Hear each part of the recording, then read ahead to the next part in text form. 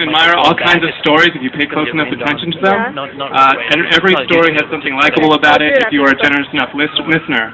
And 5 minutes isn't enough time to read something that sounds a little bit like all of the stories that you've liked listening to at readings. So for a long time, I didn't know what to do. I considered writing about the problem, perhaps in a book or a play, but everything I wrote was much longer than 5 minutes.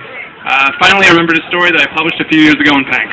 And that's the story I decided to read for you today. Just one short story. It's called The Spectrum. The home above us is made of red crystal.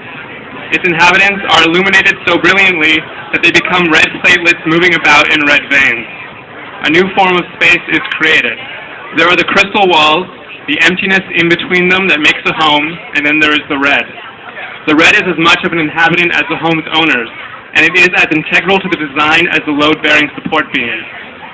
The ecclesiastics of old Chartres built their Gothic cathedral with 186 windows of colored crystal.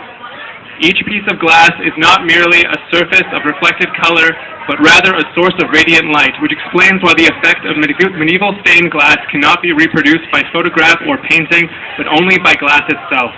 Until the last ray of light has faded from the sky, the windows of Chartres retain their incandescence. Our vertical neighbors have been to Chartres. There they saw the surviving windows. We couldn't believe our eyes, they said.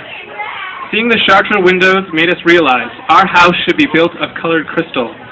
They chose the color red because that's the color of our Victorian stained glass walls. They will tell you otherwise. Red has always been a favorite color of theirs in their minds.